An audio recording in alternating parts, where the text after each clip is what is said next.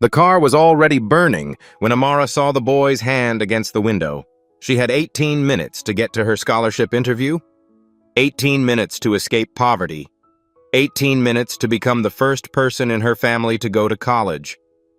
The folder in her hands held 4 years of perfect grades, 4 years of working double shifts, 4 years of one single dream: Stanford. But the boy was screaming. Amara didn't think about the interview. She didn't think about Stanford. She didn't think about the phone in her pocket, the one with all her documents, melting from the heat. She just ran, broke the window with her shoe, dragged him out as the flames reached the gas tank, held him while he coughed smoke and blood. When the ambulance came, she was already gone, running toward a future that no longer existed.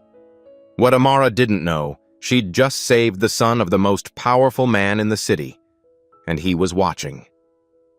Amara's alarm went off at 4:30 a.m., not because the interview was early, but because she had a shift at Garden Street Diner that started at 5. She moved quietly through the apartment. Her mother, Maria, was asleep on the couch, still in her hospital scrubs from the night shift. Amara pulled a blanket over her shoulders and left a note on the kitchen counter. "Today's the day.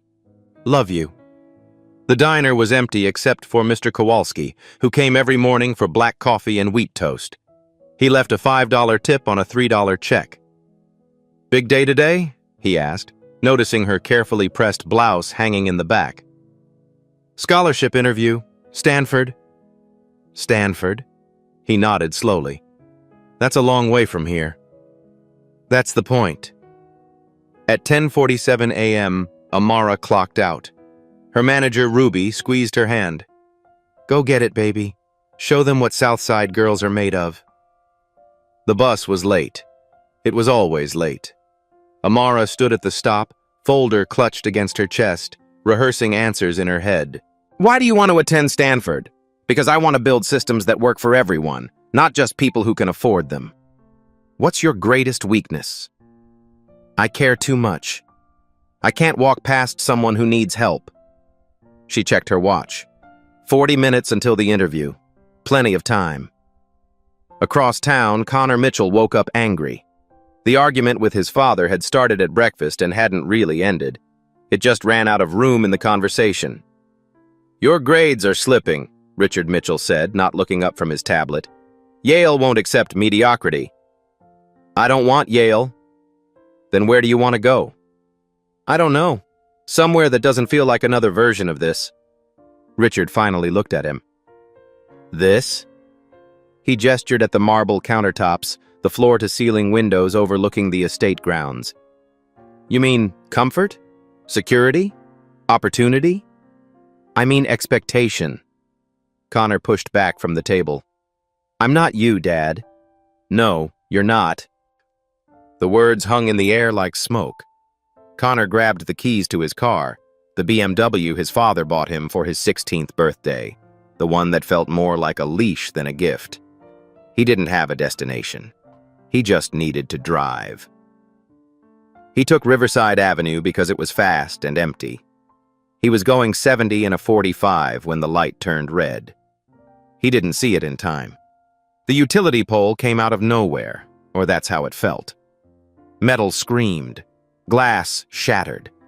The airbag hit Connor's chest like a fist. Then silence. Then smoke. He tried the door. Jammed. The window wouldn't budge. The smoke was getting thicker, black and choking. He could taste metal in his mouth. Blood or fear, he couldn't tell.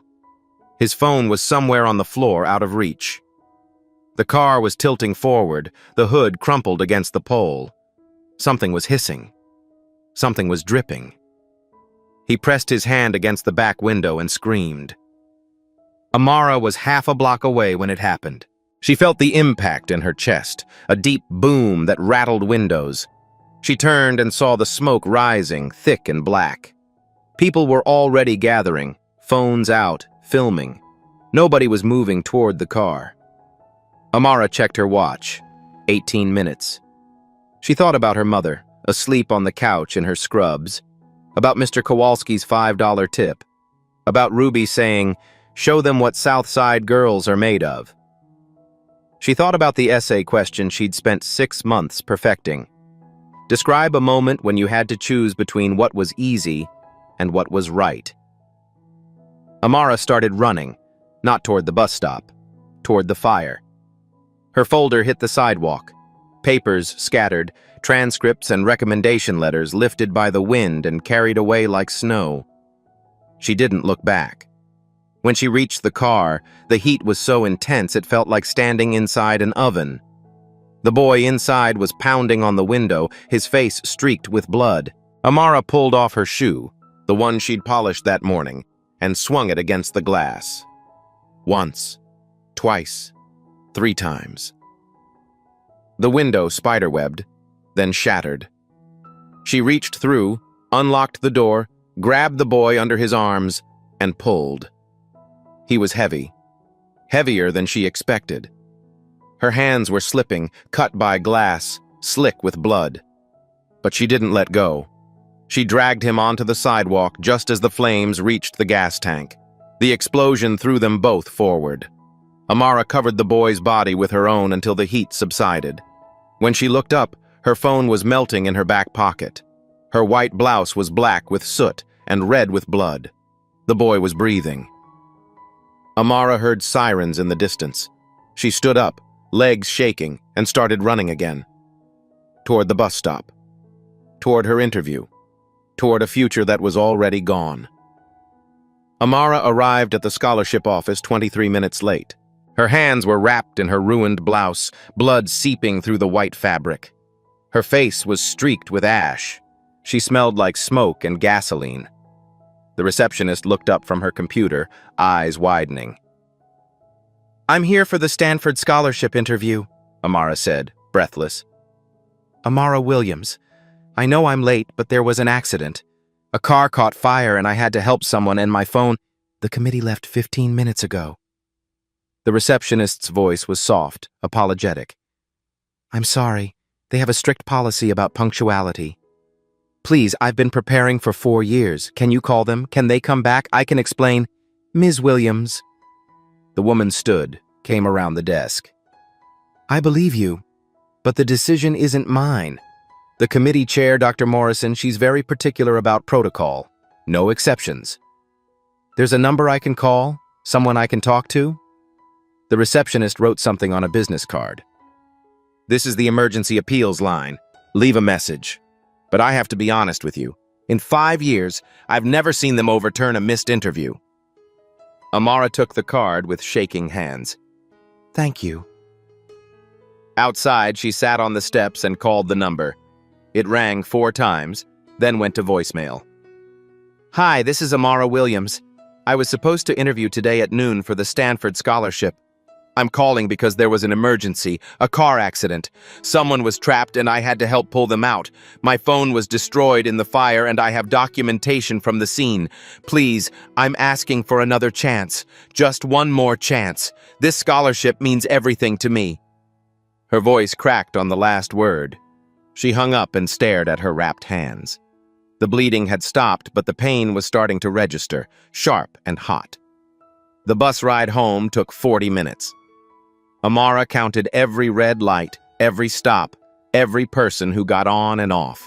She tried not to think about the interview questions she'd never answer, the campus she'd never see, the future that had slipped through her bloody fingers. Maria was awake when Amara walked through the door. "Baby, what happened to you?" Amara couldn't speak. She just stood there, ash on her face, blood on her hands, the smell of smoke in her hair. Her mother pulled her into an embrace. "Tell me." So Amara told her about the crash, the boy, the choice, the interview she missed, the voicemail she left. Maria didn't say anything for a long time. Then she kissed Amara's forehead. "You did the right thing. The right thing cost me Stanford. Some things cost more than others. But you saved a life, Amara. That boy gets to go home because of you. And I get to stay here." The next morning, the email arrived. "Dear Ms. Williams, We regret to inform you that due to your absence from the mandatory scholarship interview on November 3rd, your application has been withdrawn from consideration. Per our program policy, no exceptions can be made for missed interviews, regardless of circumstance. We wish you well in your future endeavors. Sincerely, Dr. Patricia Morrison, Mitchell Scholarship Program Director. Amara read it 17 times. Each time the words felt colder. She called the emergency line again, left another message, then another. On the third call, a woman answered. Mitchell Scholarship Program, this is Helen. Hi, yes, my name is Amara Williams. I left messages about my missed interview. I was in an emergency situation and I have proof. Hospital records, police reports. I'm begging you, please just let me explain to someone. Ms. Williams, I have your file here. Dr. Morrison reviewed your messages. The policy is very clear, no exceptions. But I saved someone's life. That's admirable, but it doesn't change our policy. Can I speak to Dr. Morrison directly? She's unavailable. I'm sorry, but the decision is final. The line went dead. Amara sat on her bed, staring at the email on her phone. 4 years of perfect grades. 4 years of double shifts and borrowed textbooks. 4 years of being told that hard work and merit mattered. All of it erased by 16 words. No exceptions can be made for missed interviews, regardless of circumstance. Her mother found her there an hour later, still holding the phone. They said no, Amara whispered. Maria sat beside her, wrapped an arm around her shoulders. They didn't speak. There was nothing left to say. What neither of them knew was that across town, a 16-year-old boy was waking up in a hospital bed, asking the same question over and over. Who saved me? What's her name? I need to find her. And in a corner office downtown, Richard Mitchell was watching security footage on repeat. The girl in the white blouse running toward flames. The girl his institution had just thrown away. Connor woke up with questions no one wanted to answer. Who pulled me out? He asked the nurse. A young woman. She left before the paramedics arrived. What was her name? I don't know, sweetie. But she was very brave. His father sat in the corner of the hospital room, typing on his phone. Richard had arrived 30 minutes after Connor was admitted, still wearing his suit from a board meeting. Dad, did they find her? The girl who saved me? Richard looked up briefly. The police have her statement. She did her civic duty. You should focus on healing. Someone got hurt because of me, and you want me to just focus on healing? Connor, you were in an accident. None of this is your fault. But it felt like his fault. The argument, the anger, the speed, the red light he didn't see. On the third day, a security guard named Marcus stopped by Connor's room. You're the kid from the Riverside crash, right? Yeah. I pulled the parking lot footage. That girl didn't hesitate. Just dropped everything and ran straight into the fire. Marcus shook his head. Most people were filming. She was the only one who moved. Can I see it? Marcus glanced at the door. Come by the security office when you're discharged. 2 days later, Connor stood in front of 3 monitors, watching himself almost die. The footage was grainy but clear. The SUV hitting the pole, smoke pouring from the hood, people gathering at a distance, phones raised. Then her. A girl in a white blouse, running toward the wreckage. She didn't slow down, just pulled off her shoe and started smashing the window. Marcus froze the frame. See her hands? Bleeding. Glass everywhere. But she doesn't stop. Connor watched her drag him out, watched her cover his body when the gas tank exploded, watched her stand up and run away. Who is she? Police report says Amara Williams. Gave her statement, then left. Said she had somewhere to be. Connor took a photo of the screen. Thanks, Marcus. It took Connor 6 hours to find her address. The police report was public record. The neighborhood was 40 minutes away, a part of the city Connor had never visited. He borrowed a car from his father's collection. The streets here had boarded-up windows and cracked sidewalks. Kids played basketball on a court with no net. An old woman on her porch watched him with careful eyes. Connor parked in front of a 3-story apartment building. The paint was peeling. The stairs creaked under his weight. He knocked on apartment 2C. A woman answered, mid-40s, exhausted eyes. She looked at Connor's clean clothes, his expensive watch, and her expression hardened. "Can I help you?" "I'm looking for Amara Williams." "Who's asking?" "My name is Connor Mitchell. She saved my life 4 days ago." The woman's face changed. "You're the boy from the car." "Yes, ma'am." She studied him, then called over her shoulder. "Amara, someone's here for you." Footsteps. Then Amara appeared, hands still wrapped in bandages. She recognized him instantly. "You," she whispered. Connor's throat tightened. "You saved my life, and I just found out you lost your scholarship because of me." Amara didn't say anything. "Let me help," Connor said. "My father has connections. He can fix this." Amara's mother glanced between them, confused. Amara's voice was quiet, steady. "I don't need charity. I need fairness." "Then let me get you fair." "You don't even know who your father is, do you?" Connor frowned. "What do you mean?" Amara pulled out her phone, showed him the rejection email. At the bottom, in small print, Mitchell Scholarship Program. Connor stared at the name, his father's name. He's the one who said no. Connor sat across from his father at dinner that night. The table was long enough to seat 12, but it was just the two of them, separated by 10 feet of polished mahogany. "Dad, I need to talk to you about the scholarship program." Richard cut into his steak, didn't look up. "Which one?" "The Stanford one. The Mitchell Scholarship." "What about it?" "There was a girl, Amara Williams. She missed her interview." "Then she didn't get the scholarship. That's how it works." Connor pulled out his phone, turned it toward his father. The security footage played on the screen. Amara running toward the burning car. Amara breaking the window. Amara dragging Connor to safety. "She missed her interview because she was saving me. Your son. And your program rejected her." Richard glanced at the video, then back at his plate. "I'm sure there were circumstances. The committee handles these decisions. I don't interfere." "She called. She left messages. She explained everything.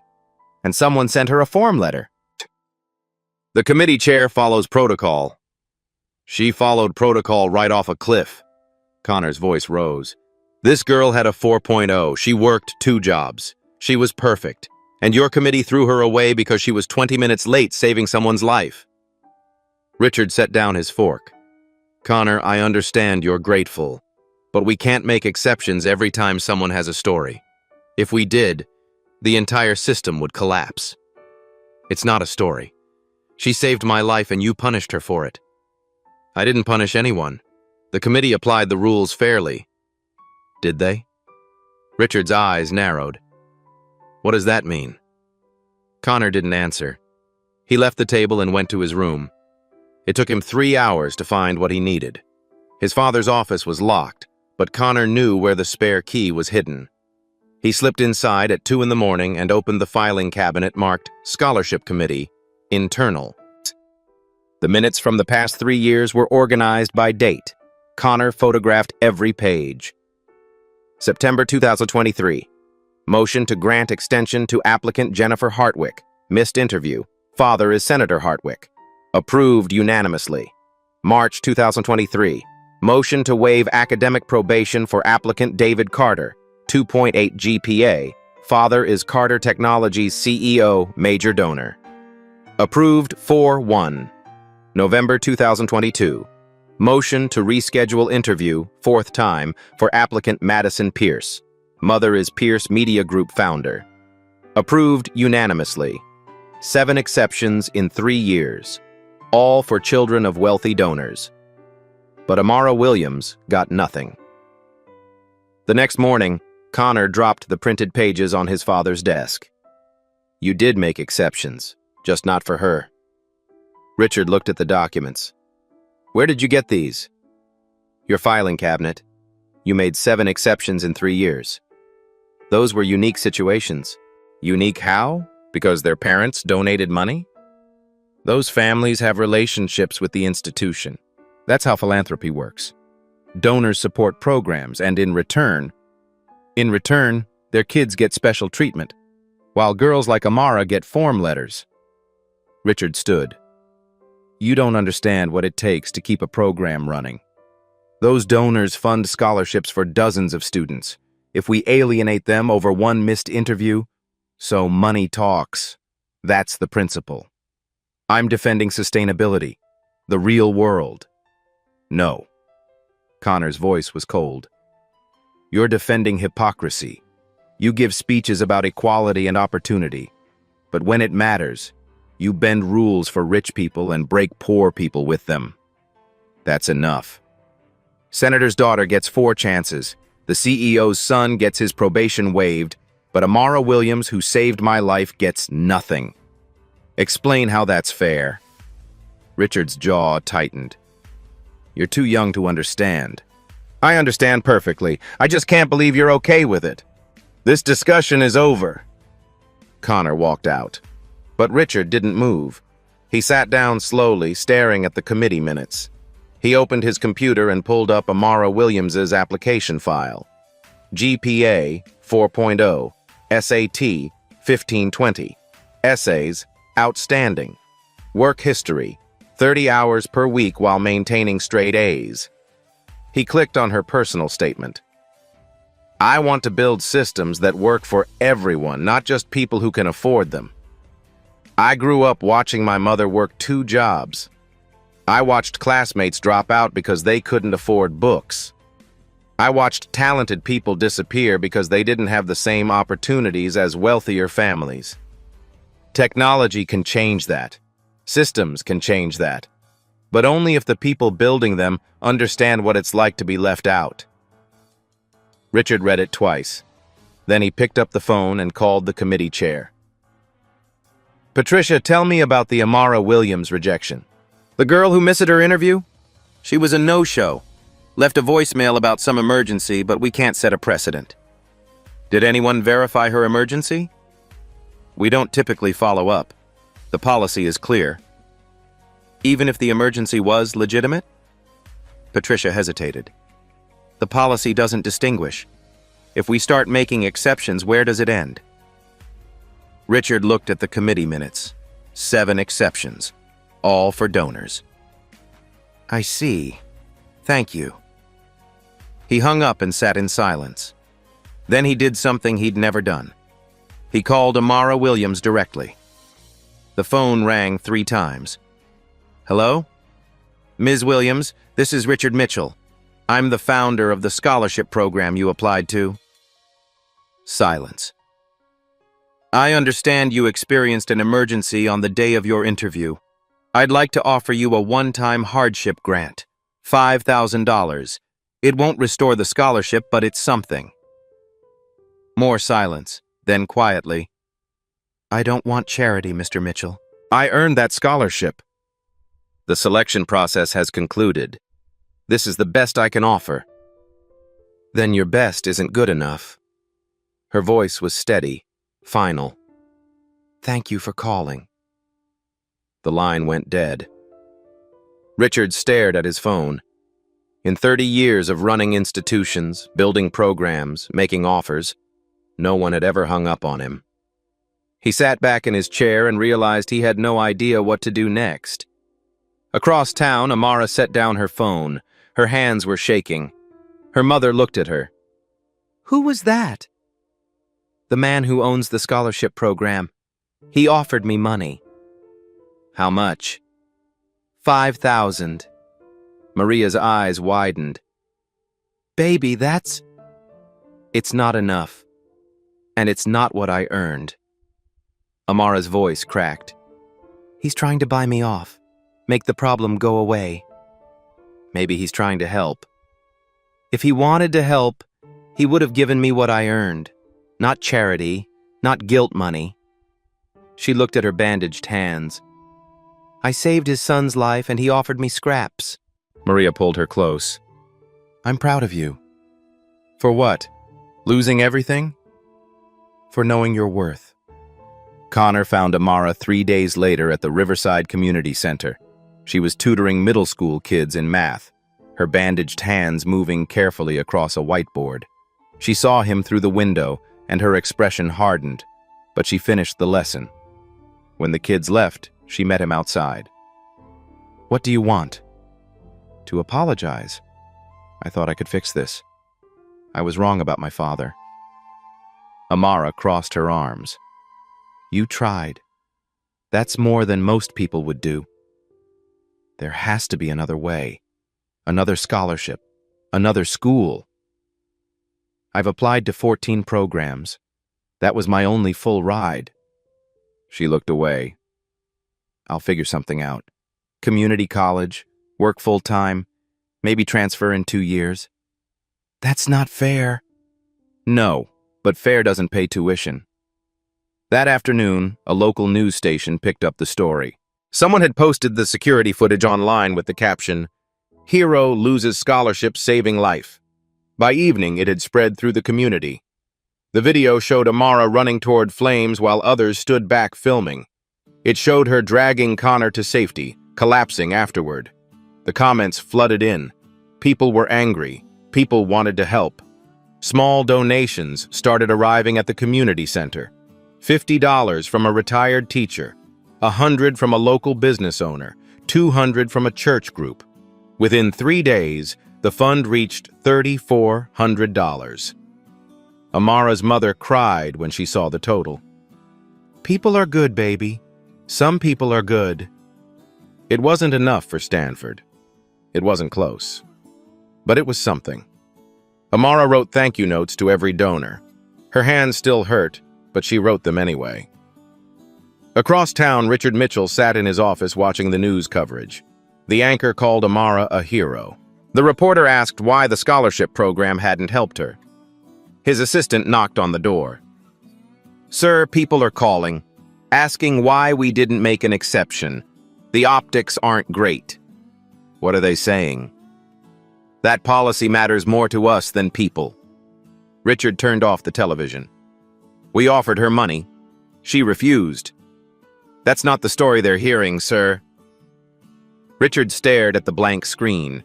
He picked up his phone to draft a statement, but his hands stopped when he tried to explain why the rules mattered more than the girl who'd saved his son. He deleted the draft, started over, deleted it again. The invitation arrived by courier. Thick cream paper, Mitchell Academy letterhead, embossed seal. Miss Amara Williams, you are cordially invited to meet with Richard Mitchell regarding an educational opportunity. Wednesday, November 15th, 10 a.m. Amara's mother read it twice. He wants to meet you. I know what he wants. He wants me to go away quietly. Baby, maybe you should listen. Hear what he has to say. I already know what he's going to say. He's going to offer me something that looks like help but comes with strings. But Maria's eyes were pleading. What if it's real? What if he changed his mind? Amara looked at the community center fund total on her phone. $3,400. Not even enough for 1 semester. Fine, I'll go. Mitchell Academy sat on 40 acres of manicured grounds. The buildings were red brick and ivy, the kind of campus that appeared in brochures about the American dream. Amara rode the bus for an hour and a half to get there. Richard's office was on the top floor of the administration building. Floor-to-ceiling windows, mahogany desk, walls lined with degrees and awards. The room was designed to make visitors feel small. Richard stood when she entered. Ms. Williams, thank you for coming. I almost didn't. I appreciate that you did. He gestured to a chair. Please, sit. Amara sat. Her bandaged hands rested in her lap. Richard returned to his desk and opened a folder. I've reviewed your case extensively. What happened to you was unfortunate. Unfortunate. That's the word you're using. Poor choice. What I mean is, I understand the circumstances were beyond your control. Then why didn't your committee understand that? Committees follow rules. Rules exist to maintain fairness across all applicants. He slid a document across the desk. But I'm prepared to make you an offer. Amara looked at the paper. Contract. Legal language. Her name at the top. Full scholarship to Mitchell Academy. 4 years. Room, board, tuition, books. Everything is covered. Amara's heart stopped, then started again, faster. There's a catch. Not a catch. A partnership. Richard leaned forward. The scholarship comes with a public relations component, media appearances, promotional materials. You'll be the face of our redemption story. The girl who we helped after the tragedy. It's good for you. Good for us. Everyone wins. Amara read the contract. The words blurred together until she reached page 3. Recipient agrees to participate in approved media events and promotional activities. Recipient agrees to refrain from making negative public statements about Mitchell Academy or its programs. Violation of these terms will result in immediate termination of scholarship and repayment of all funds dispersed. You want to use my face to cover up what your system did wrong. I'm offering you an education. Most people would be grateful. Most people didn't earn it like I did. Richard's expression hardened. Ms. Williams, I'm trying to help you, but I can't do that if it's going to be difficult. Difficult. Because I won't smile for your cameras and pretend everything's fine. Because you won't accept a generous offer that solves your problem. Amara stood. It doesn't solve my problem. It buries it. You get to tell people you helped the poor black girl. I get to smile and say thank you while you pretend your system isn't broken. The system isn't broken. It's just not designed to bend for individual circumstances. It bent 7 times in 3 years, just not for me. Richard's face went pale. How do you know that? Your son told me, Senator's daughter, CEO's son. All of them got exceptions. But I get this. She tapped the contract. A leash disguised as an opportunity. That information is confidential. The truth usually is. Richard stood, his voice cold. You're making a mistake. This offer won't come again. Good, because I wouldn't accept it if it did. Amara turned to leave. Wait. Richard's voice stopped her. Take the contract home. Think about it. Talk to your mother. She'll understand what this means for your family. Amara looked back at him. Don't use my mother against me. I'm not. I'm asking you to think practically. Pride doesn't pay bills. This scholarship does. She left without responding. At home, Maria read the contract 3 times. Her hands shook. Baby, this is a full ride. Mitchell Academy is a good school. It's not Stanford. Stanford said no. This is saying yes. With conditions, Mama. Look at page 3. I can't say anything bad about them. Ever. One wrong word and I lose everything. Then don't say anything bad. What if they do something bad? What if other students get treated the way I did? I just have to stay quiet? Maria set down the contract. I can't tell you what to do, but we have $400 in the bank. The community fund has $3,400. That's not even 1 semester anywhere. This is 4 years. Free. It's not free if it costs my voice. Sometimes we have to compromise. You raised me not to. Maria's eyes filled with tears. I raised you in a world where we can't afford principles, where people like us take what we can get and say thank you. I can't do it, Mama. Then what are you going to do? Amara didn't have an answer. The signing was scheduled for Friday. Richard had arranged for the media to be present. Local news stations, the school paper. It was supposed to be a feel-good story, a redemption arc. Amara arrived at 10 o'clock wearing the same white blouse she'd worn to the interview, the one she'd washed 3 times to get the bloodstains out. The office was crowded. Reporters, cameras, Richard's assistant with a fake smile. Richard stood behind his desk. The contract sat in the center, pen beside it. "Ms. Williams, welcome. We're so pleased you're here." The cameras turned toward her. Lights flashed. "Before we begin," Richard said, "I'd like to say a few words about second chances and the importance of helping young people overcome adversity." He spoke for 5 minutes. The cameras recorded every word. Then he gestured to the desk. "Amara, if you'd like to come sign." She walked forward slowly. Her hands were shaking. She picked up the pen. It was heavy, expensive, the kind of pen that signed important things.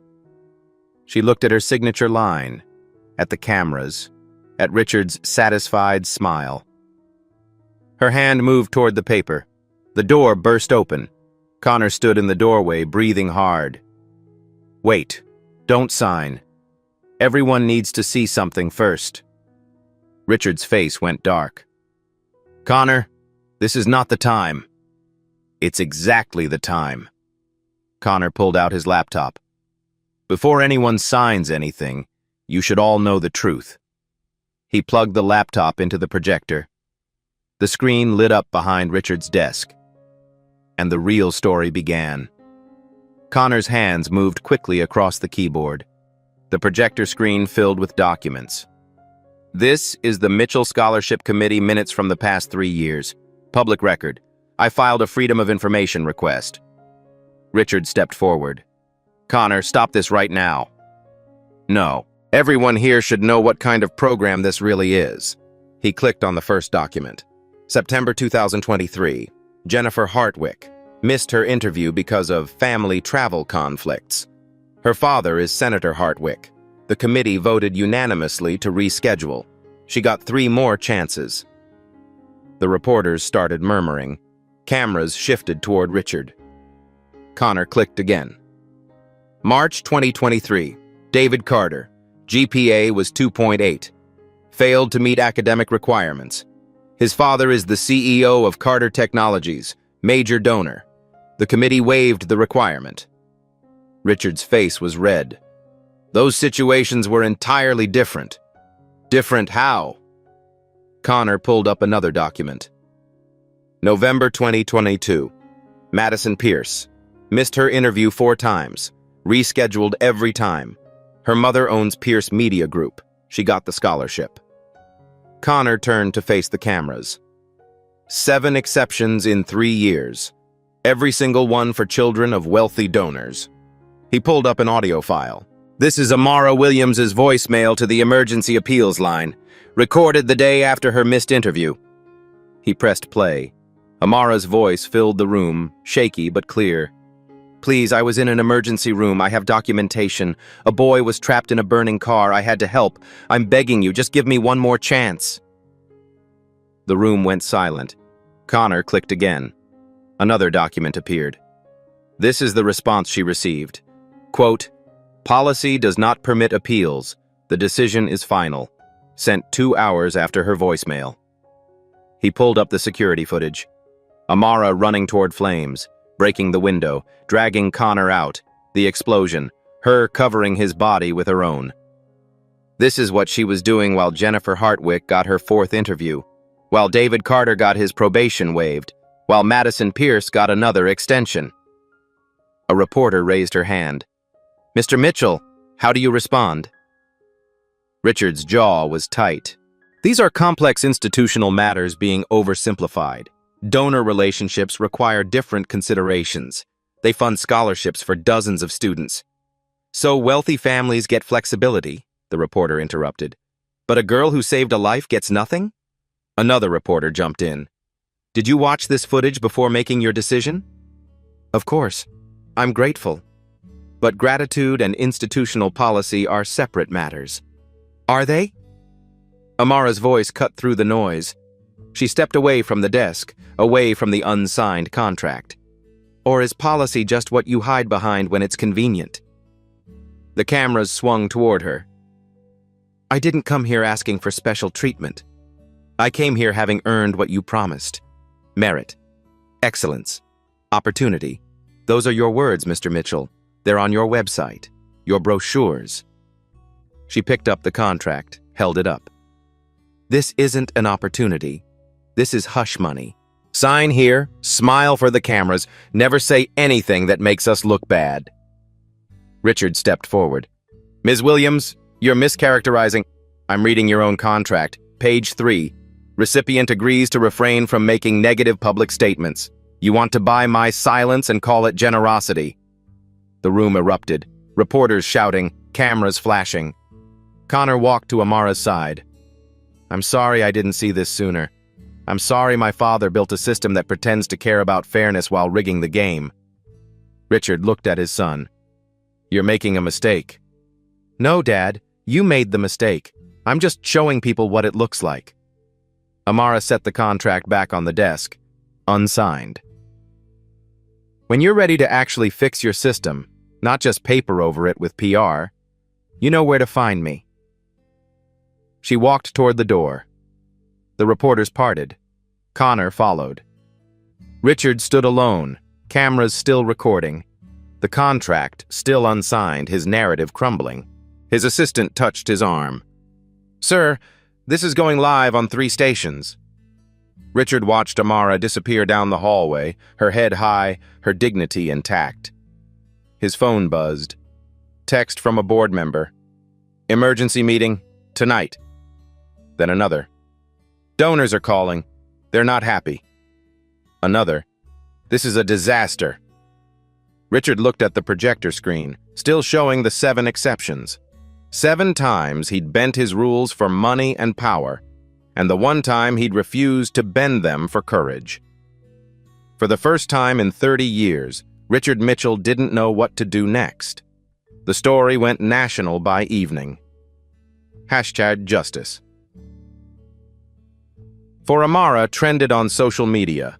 The security footage had been viewed 2 million times. News outlets across the country picked it up. Scholarship program exposed for favoritism. Hero denied while rich kids get passes. Richard's phone didn't stop ringing. Alumni were furious. Donors were threatening to pull funding. The board called an emergency meeting for the next morning, but Richard sat alone in his study, watching the coverage on repeat. He saw himself on screen, stammering about institutional considerations. He saw Amara walking away with her head high. He saw his son standing beside her instead of him. Archive footage played next, a speech he'd given 10 years ago at the program's founding. "Merit matters," his younger self said. "In this program, we don't care about your last name or your bank account. We care about your character, your grades, your potential. We believe in equality of opportunity." Richard turned off the television. The house was quiet. His wife was visiting her sister. Connor hadn't come home. Richard poured himself a drink and sat in the dark. Around midnight, he heard the front door open, footsteps in the hallway. Connor appeared in the doorway. "I didn't think you'd come back tonight," Richard said. "I didn't plan to, but we need to talk. If you're here to tell me I'm a hypocrite, I've heard it from everyone else. I'm here because I need to understand. Why did you do it?" Richard looked at his son. "Do what?" "Build something good and then corrupt it. You created that program because you believed in fairness. I've read your speeches. I know you meant it once." Richard was quiet for a long time. "It's complicated." "Then uncomplicate it." Richard set down his glass. "When I started the program, I had nothing. No donors, no funding, just an idea. But ideas don't pay for scholarships. Money does. And money comes with strings. So you sold out. I made compromises. There's a difference. Not to Amara, there isn't." Richard's jaw tightened. "That girl hung up on me. I offered her $5,000 and she refused." "It wasn't an opportunity, Dad. It was a bribe." You were trying to make the problem go away without actually fixing anything. I was trying to help. No, you were trying to protect yourself, your reputation, your institution. You weren't thinking about her at all. Of course I was thinking about her. Then why didn't you give her what she earned? Why the contract? Why the conditions? Richard stood, walked to the window. The estate grounds were dark, empty. You don't understand what it takes to run an institution. Politics, the compromises. If I alienate the donors, the whole program collapses. Dozens of students lose their funding. So one girl gets sacrificed so dozens can benefit. That's the math you're using. That's the reality. It's a coward's reality. Connor's voice was hard. You taught me to stand up for what's right. You taught me that character matters more than convenience. But when it actually cost you something, you chose convenience. I chose sustainability. You chose power. You chose comfort. You chose a system that works for you. Connor stood. I watched that footage 20 times today, Dad. I watched her run toward fire while everyone else ran away. I watched her drag me out. I watched her cover my body with hers when the car exploded. His voice cracked. She didn't think about the cost. She didn't calculate the risk. She just did what was right. And you punished her for it. Richard turned from the window. I didn't punish her. You did. You built a system that says her courage is worth less than a senator's donation. You looked at her bleeding hands and said, policy doesn't permit exceptions. The committee made that decision. You let them. You're the founder. You have the power to override them. But you didn't. Not until the cameras were rolling, not until your reputation was on the line. Richard sat back down, suddenly exhausted. What do you want from me? I want you to be the man you told me to be, the man who gives speeches about merit and fairness. That man is an idealist. The world doesn't work that way. Then change the world. You have the power. You have the platform. It's not that simple. It is exactly that simple. You just don't want to pay the price. Richard looked at his son. Connor was 16, but in that moment he looked older, wiser, more certain than Richard had felt in years. If I make exceptions for her, every rejected applicant will demand the same. Good. Let them. Review every case. Look at the circumstances. Build a real appeals process. The donors won't accept it. Then find better donors. Find people who actually believe in what the program is supposed to stand for. Richard rubbed his face. You're asking me to dismantle everything I've built.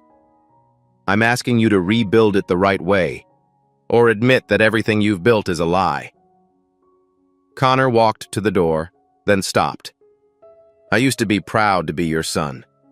I used to think you were someone worth admiring. Prove to me I wasn't wrong. He left. Richard sat alone in the dark. The next morning, he didn't go to the board meeting. He went to Amara's neighborhood. He found her at the community center, tutoring the same group of kids. She looked up when he entered, surprise flashing across her face. Mr. Mitchell. Ms. Williams. Can we talk? Privately? She excused herself and led him to a small office in the back. If you're here with another contract, I'm here to apologize, not as the founder of an academy, as a human being. I was wrong. Amara studied him carefully. Wrong how? Wrong in every way that matters. I built a system that was supposed to reward merit and then corrupted it with money. I made exceptions for people who didn't need them and denied them to people who did. I watched you save my son's life and then let my committee throw you away. He pulled out a handwritten letter, placed it on the desk. This isn't a contract. It's an apology and a promise. Amara picked up the letter, read it slowly. Dear Ms. Williams, I was wrong. I built a program on principles I failed to uphold. I bent rules for the powerful and broke you with them. I offered you charity when you earned justice. I tried to buy your silence when I should have amplified your voice. I am sorry. What follows is not an offer. It's what you're owed. The letter detailed everything. Full scholarship to any university that accepted her. Mitchell program would fund it. No strings attached. No PR requirements. No morality clauses. Beyond that, systematic reforms, committee restructuring, emergency appeals process, blind review to eliminate donor bias. You don't have to accept this, Richard said. But whether you do or not, these reforms are happening. You were right. Policy was what I hid behind. I'm done hiding. Amara looked up from the letter, tears in her eyes. Why now? Why not when I called? Why not when Connor asked? Because I was a coward. Because I valued my comfort over your justice. Because my son showed me that the principles I taught him mattered more than the compromises I made. He stood. You asked me what changed. The truth is, nothing changed. I just finally looked at what I'd become and couldn't pretend anymore. Richard walked to the door, then turned back. Rules protect institutions. Conscience protects humanity. I forgot which mattered more. He left the letter on the desk and walked out. Amara sat alone, reading the letter again. Her hands were shaking. This time they weren't wrapped in bandages. They were free. 2 weeks later, Richard Mitchell stood at the podium in Mitchell Academy's main auditorium. The room was packed. Students, faculty, media, board members in the front row. Connor sat in the third row beside Amara and her mother. 30 years ago, I founded the Mitchell Scholarship Program on a simple principle. Merit matters. But somewhere along the way, I lost sight of that principle. I allowed money to influence decisions. I bent rules for the powerful and broke them against the powerless. He paused, looking directly at Amara. 3 weeks ago, Amara Williams saved my son's life. She ran toward fire while others stood back. She gave up her future to preserve his, and my institution responded by sending her a form letter. Murmurs rippled through the audience. Today, I'm announcing the Amara Williams Emergency Equity Initiative. Any scholarship applicant facing a documented emergency will receive an automatic extension and holistic review. The committee is being restructured to include community members. Donor influence will be separated from selection decisions. He held up a document. This is our new policy manual. It's not perfect, but it's honest. And it's a start. The auditorium was silent. Ms. Williams, would you join me?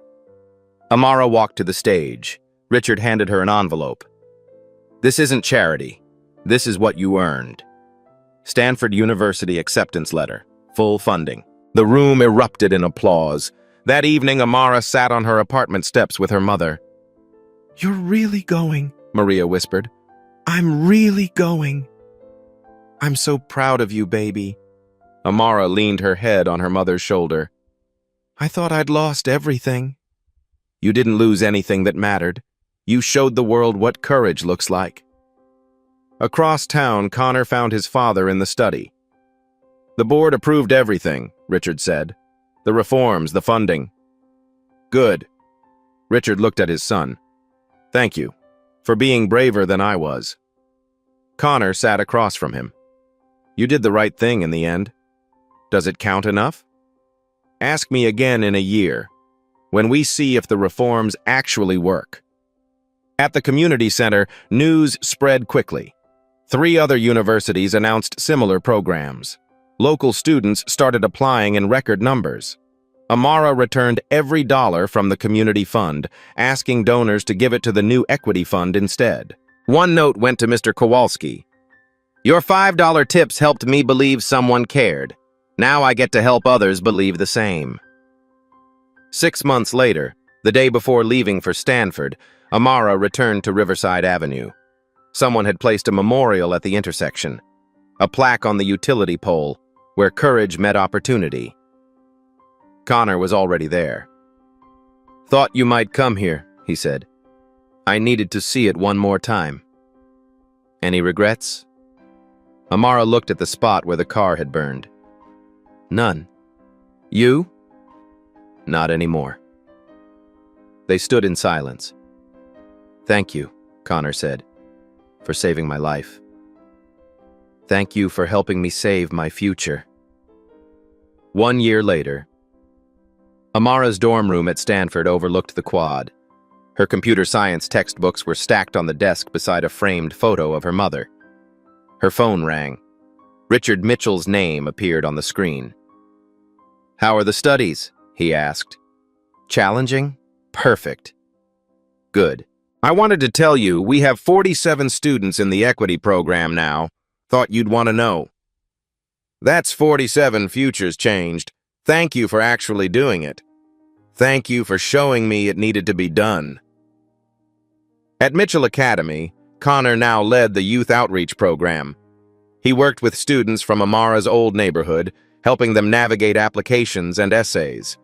One girl asked him, "Did your dad really change his whole system for one person?" Connor smiled. He changed it because one person showed him what he'd lost sight of: conscience. Split screen. Amara in a computer lab at Stanford, coding. Richard reviewing equity program applications, approving 3 more emergency extensions, both working to create opportunity. Amara's voiceover. People ask if I regret missing that interview. I don't. Sometimes the best opportunities come from the hardest choices, and sometimes the most powerful people just need someone brave enough to show them a better way. Fade to black. Text overlay. Every year, talented students lose opportunities due to circumstances beyond their control. Institutions can do better. We all can. Share this story. Demand fairness. Create opportunities. Final card. Based on the belief that kindness, fairness, and opportunity should be accessible to everyone. If this story moved you, hit that like button and subscribe to Black Tales Stories for more stories about ordinary people doing extraordinary things. Drop a comment below. Have you ever had to choose between doing what's right and protecting your future? Let's talk about it.